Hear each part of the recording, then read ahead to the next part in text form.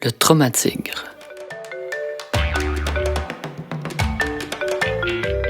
Devant un jeune singe assis dans la jungle, un tigre affamé apparaît au travers du feuillage.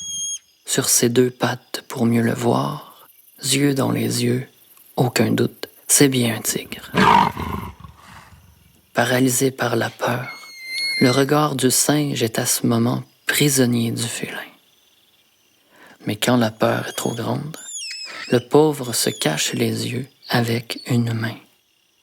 Puis, quand la peur l'incite ensuite à vérifier où est le tigre, chaque fois, il est plus proche, plus gros, avec une dentition effilée de plus en plus détaillée par l'éclat d'une salive exagérée. Alors rien ne va plus. Une main sur les yeux, un œil entre les doigts, ferme les yeux, ouvre les yeux, jusqu'à ce que très très proche, quand le tigre semble s'apprêter à bondir sur sa proie, le petit macaque crie sa vie, les yeux fermés, bien sûr. Puis, silence. Le tigre a disparu. Nerveux, le cœur sur le point d'exploser, le petit singe scrute malgré lui les alentours.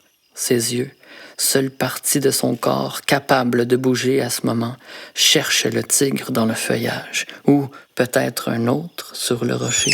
Et oui, un autre apparaît 2 fois plus gros cette fois. Le manège se poursuit en s'accélérant. Plus vite il bondit, plus fort il crie sa vie, les yeux fermés, avec plus de force. Mais encore plus rien.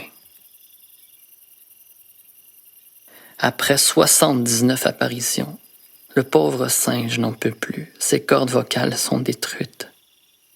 Profitant d'un petit instant de répit, il plonge sur une branche pour s'en faire une lance. Il doit tuer les tigres pour s'en libérer. Mais chaque fois, quand le tigre bondit, il ferme les yeux, le tigre disparaît.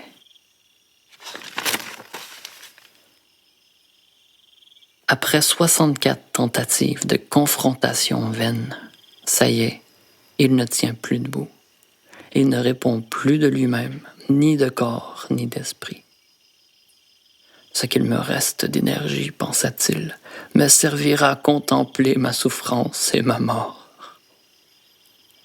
Prêt à regarder la mort en face, ses yeux se déposent dans le creux des pupilles de la bête haletante. Le tigre avance, lentement, le museau au sol, le regard comme un poignard, puis s'évapore en l'air tel un mirage illusoire. Complètement dépassé, dans un état de transe, de transcendance, totalement présent par sa propre absence, le petit macaque se transforme miraculeusement et définitivement en homme.